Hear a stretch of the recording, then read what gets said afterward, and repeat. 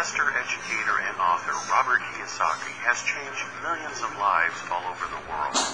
His book, Rich Dad, Poor Dad, has been on the New York Times bestseller list for over 5 years. We all know that the gap between the haves and the have-nots is growing, and Social Security and Medicare are in a financial mess. And just affording to live is getting expensive. So how does a person get ahead financially? The answer is raising your financial IQ and having your money work for you. Here's Robert Kiyosaki with Rich Dads Teach to Be Rich.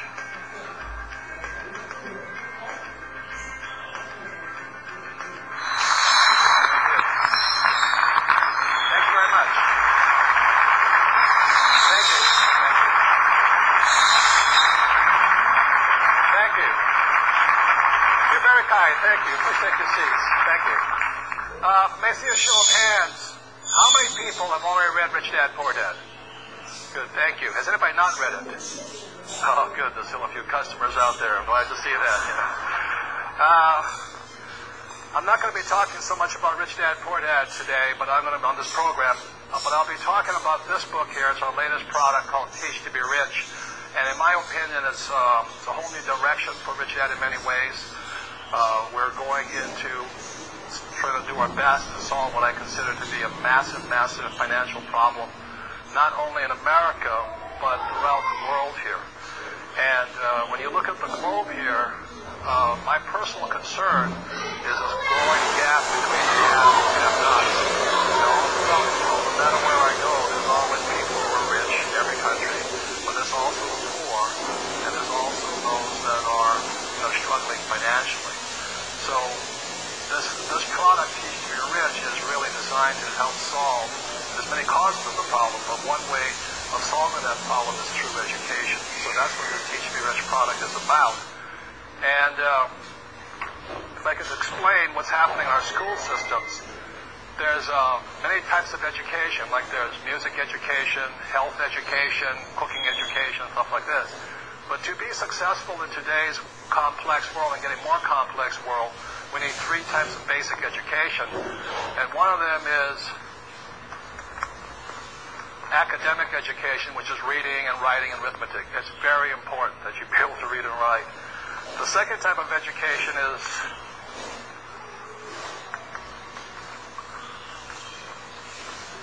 professional education. And when I was in school back in the 60s, if you did really well, you were A's, then you went to become a doctor, a lawyer, an accountant. Since I wasn't an A student, so I didn't go to those professions and things like this.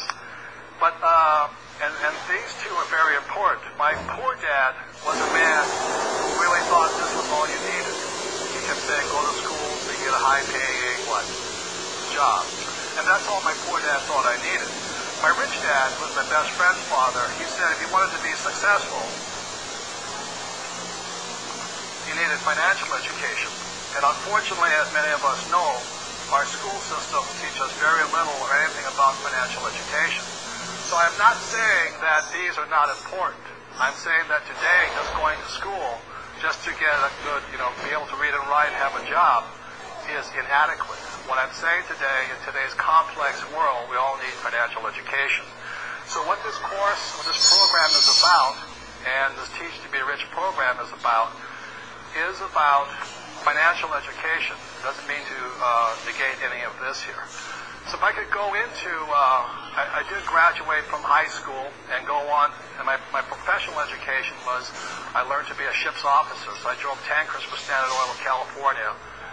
And I also flew aircraft for the Marine Corps, U.S. Marine Corps. So I was a pilot in Vietnam. So I've had 2 professions. But I've never used any of them, very simply because my rich dad taught me this here. And the way my rich dad began, at the age of 9, began teaching me financial education was really simple. He just started playing the game of Monopoly. I remember as a kid, 9 years old, I'd go to my rich dad's office. I'd say, you going to teach me you're rich? He goes, sure. And he'd break out the Monopoly board game, and we'd sit there and play for hours. And he'd tick, tick, tick, tick, tick, tick, tick, tick. How many people in this room have played Monopoly? Good. And I sat there, and then I'd go home, and I'd say to my poor dad, the school teacher, I said, guess what I did today? I said, I played Monopoly. He goes, oh, what a waste of time. Put that silly game away and do your what? Homework so you can get a good, safe, secure what? Job. So here, my dad saying Monopoly was a waste of time, and my rich dad saying this is a brilliant game. So I kept going back and forth, and that's why I'm schizophrenic today, because I don't know the difference. But the difference here is this: I keep playing this game of Monopoly, and then I go home, and my poor dad would say it's a waste of time. So one day I asked my rich dad, I'm only 9 years old, I said, why do you say this is so important? So he actually took me out, and he showed me, this was in Hawaii when I was growing up, he showed me what were the representations of his 4 green houses. He'd sit there like that. I said, what does this mean? He says, well, the formula for great wealth is found on the Monopoly game board, and most of us know the formula. 4 green houses, 1 red hotel. 4 green houses, 1 red hotel. So it started to dawn on me at the age of 9, my rich dad was playing Monopoly for real, and my poor dad, a school teacher, a PhD, thought it was a waste of time. And so I was really quite confused. So then at the age of 9, it goes fast forward, at 19, I go to school in New York. I went to the U.S. Merchant Marine Academy in New York. I got a congressional appointment for that. So I come back from school in New York. I'm now 19 years old, and my rich dad has bought the big red hotel smack dab in the middle of Waikiki Beach. And suddenly went, holy mackerel, he's done it. In 10 years, he went from a poor man to a rich man playing Monopoly.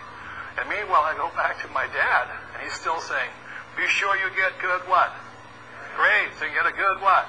Job. And that's why the whole difference is spanned. So one of the reasons I was able to retire at a relatively early age at 47, my wife was 37 when she retired, was not because of what we learned here. And again, I'm not saying this is important. I'm saying it was because this is also important today. So at the age of 47, I retired very simply playing Monopoly. And today, I still play Monopoly. I think it's a really fun game, So my concern, and the reason I created this Teach to Be Rich program is because, as I said, all across the world, there's a growing gap between the haves and have-nots. The good news is, people in China and India and things like that, many of them, their standards of living are coming up. But the poor are still poor. And that's not that healthy. So if I show you a diagram here, this here is the year 2000. And this is why I'm concerned. In my opinion, and many economists and other people would disagree with me, right now the U.S. looks like this. You have the rich, and you have the poor. Okay. And this is the U.S., but it's a worldwide problem. And in here, you have the great middle class. My concern is that by the year 2020, and it's just going to start in a few years, it's going to look like this.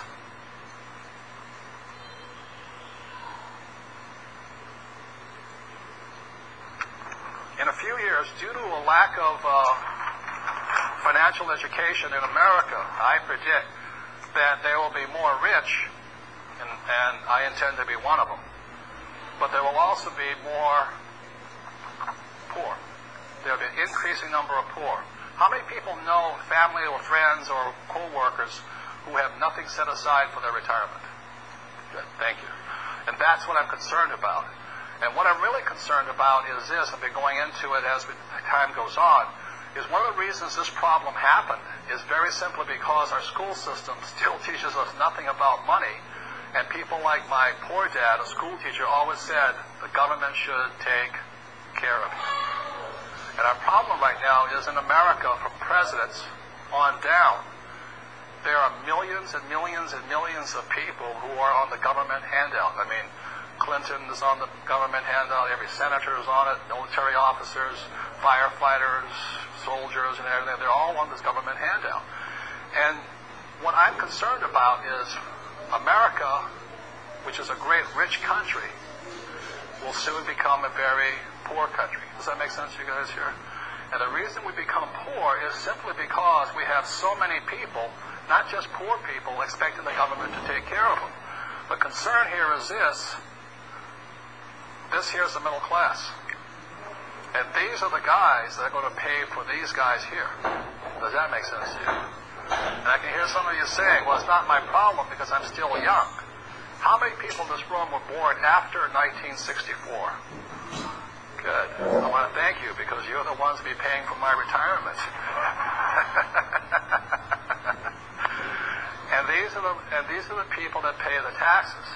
So the reason I created Teach to Be Rich here is very simply because I predict, and I could be wrong, like in the next 20 years, even though it's a worldwide problem of this gap between the haves and have-nots, even in the richest country in the world, in the next 20 years, we're going to see a transfer going this way. So you'll see more rich people in America, but you'll also see more poor people. And in my opinion, what got us into this problem of there's so many poor people in the richest country in the world is because we have a lack of financial education. In my opinion, the way out of the problem is also to increase financial education. So the reason I created this product here, again, I'm not blaming school teachers. It is a system of education that has not, supported this here. And I think it's by design here that we need this. So I'm asking every one of you at home and in this audience today is to consider it, is to learn to teach other people to be rich. And the reason we created this product is because I became a rich person by teaching. I've been teaching now since 1980, and but not in the school system. I wouldn't work for that pay scale. And I make millions of dollars a year as a school teacher. But the main reason is not so much to make myself money. The main reason I found teaching to be one of the best professions of all, and I didn't come across my profession until I was 40 years old, because I hated school. I found school the most boring, inhumane place. I didn't know I was stupid until I went to school. I said, what do you mean I'm stupid? So I would not create a product that is like the school system. For years I have practiced and learned how to make education more fun. How to make it more entertaining, how to make it more effective, how to make it so the person learns something rather than sits there bored, stiff, and falling asleep all the time. So that's what they created this product for, but in the positioning statement on this book it says, why teach to be rich? So regardless if you're a teacher or not a teacher, if you have a sincere desire to help solve this problem called growing poverty in America, but also desire to help yourself and help your family and your friends, because I suspect this is a very big problem. But the reason this Teach to Be Rich works is because the best way to learn is to teach what you want to learn. How many people ever found that out? That if you wanted to learn how to play golf, one way is to teach other people to play golf, except if it's your wife. You never do that. That's rule number one in golf. Don't teach your wife to play golf. But anyway, one of the best ways to learn is to teach. And the second reason for this product is, and the best way to get rich, is help other people to get rich. Does that make sense to you guys here? So this is a product. It comes in basically 3 different parts. Number one, I'll go into the macroeconomics, because although I didn't do well in school, I did like history. And I studied history. For some reason, I really enjoy history. And those are one of the only few subjects I got A's in. The second part of this book here is, it's about education. It's how we learn. And again, I'll say it. I would not ever ask anybody to teach the way our school system teaches. It is the most inhumane, boring way to learn. It only works for about 20% of the population. How many people are ever bored in school at times? How many people ever wondered, why am I studying this? Everyone says, how am I going to use this in the real world? Well, this book sort of answers it. So this is a very practical book. So number one, it's about history, how we got into this problem. Number two is some of the lessons I've learned after 25 years of teaching, how to make it more effective for more people, more fun. And number three in this program, you'll be meeting my real advisors, the people that really are the A students around me. Like I said, one of the things I learned in school was the best way to get smart is sit next to the smartest girl in class, but the teachers always called that cheating, at test time. But in the real world, that's called cooperation, and stuff like this. So later in this program, you will be meeting some of my real advisors. And again, as the introduction said, your financial advisor may not want you to look at this program. And the reason they may not want you to look at this program is because in this program, you will learn that some of the best financial advice is bad financial advice. Like the advice of work hard. How many people are told to work hard? How many people are taught to save money? Good. For those of you who think saving money is interesting, stay tuned. You'll find that's one of the worst, most risky investments you can do. 3 is invest for the long term. Or get out of debt. How many people heard get out of debt? Good. You'll find out the people that win are people who are debtors, and savers are losers. And the fourth thing is invest for the long term. How many people have heard that one? How many people heard the word diversify, diversify? Good. In this program, you'll find out why that is very bad financial advice. But the only reason it's good financial advice is because most people don't have this. It's good financial for these people. Save money, work hard, get out of debt and all, but not for these people who have this here. So that's really what the program is about. My concern, again, is, like I said, right now in the year 2000, we have a strong middle class, the economy's booming, housing prices are up, and things like this. But it's going to start shifting here. And the main reason it's going to start shifting is if we can go to the plasma up here, there are 5 major macroeconomic events that are starting to happen right now that may cause America tremendous problems. Number 1 is cheap oil. America has boomed up to this point because oil was cheap. Number 2, funny money. What I mean by funny money is the U.S. dollar, after 1971, became the reserve currency of the world. The U.S. government can print as much money as it likes and the world will take it. As long as the world will take it, we're okay. But the moment the world says we don't want this monopoly money anymore, it's toast. So there's a great book for those who have any questions on funny money. It's written by a friend of mine, Richard Duncan, and it's called The Dollar Crisis. And he goes into explaining why the U.S. dollar, how it got to be the most powerful single currency in all the world. We have never been here before, ladies and gentlemen. We have never been here where there was one currency that dominated the world. And the problem with it, the federal government's printing it faster than any of us could ever save it. And so that's why I say funny money is going to change and it'll only change if the rest of the world says we won't accept it. And already the petrodollar countries like who have oil are now thinking about not accepting the U.S. dollar. If that ever happens, we're toast. They'll start taking the euro and other currencies. If that happens, everything as we know it as this economy crashes, or at least changes. So that's why this book here, The Dollar Crisis by Richard Duncan, is a very important book to read. The third reason why I'm predicting this is going to happen right over here is right now America has a very young labor force. The baby boomers, one of the biggest booms ever hit. That's worldwide. In America, there's approximately 75 million baby boomers.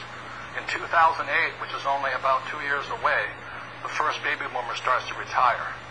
Number 4, China and Russia were communist back in the year 2000. Now they're capitalist.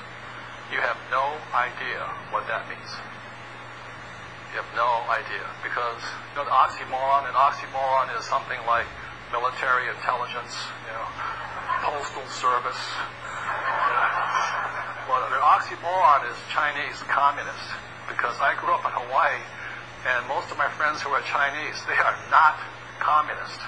My Chinese friends are all capitalists. They're some of the smartest money guys I've ever met in the world. In fact, Hawaii is owned by the Chinese today. They're so smart. And now that they're coming on, in 2001, China was allowed to enter the WTO, the World Trade Organization. And they're coming on strong. Russia's coming on strong. Eastern Europe's coming on strong. What that means for all of us here is this idea of a safe, secure job with benefits, like the transit strikes and all that. It's toast. If you're thinking right now that you can keep getting a pay raise, think again. Because the guy that's competing for your job now lives in China, India, or Russia. That's the problem of the world right now. And the fifth point, America is rich. Up to 2000, we're the richest country in the world. Will we continue to be that? I don't know. There's a good possibility that we might become, right now we're the biggest debtor nation in the world. And the only reason we're the biggest debtor nation in the world is because funny money.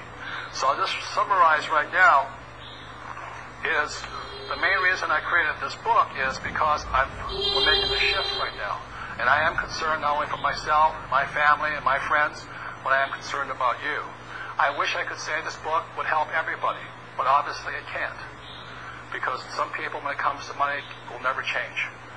My concern here is this, that the middle class will be decimated by higher taxes. For those of you born after 1964, there is a prediction that your Social Security taxes alone will go from approximately 15% to as high as 50% just to cover all the old guys with no savings or retirement here.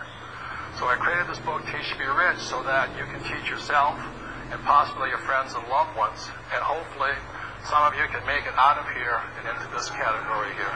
And that's why this book was created. Thank you very much.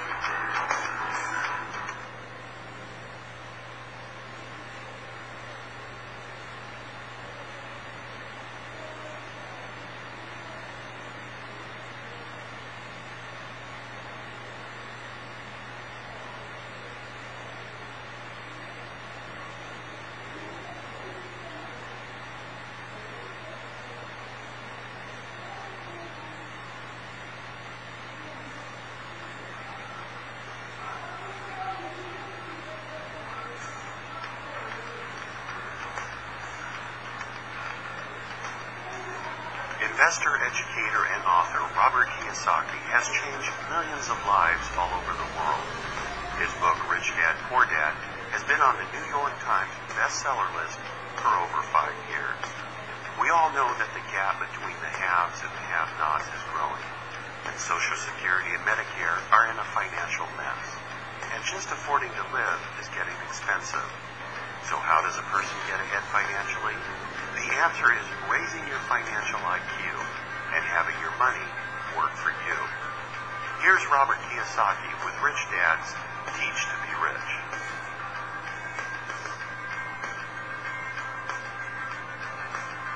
So welcome back, and before I go into Teach to Be Rich, the program, I thought I'd give you a little bit of my background on Rich Dad, Poor Dad for those who may not have read the book.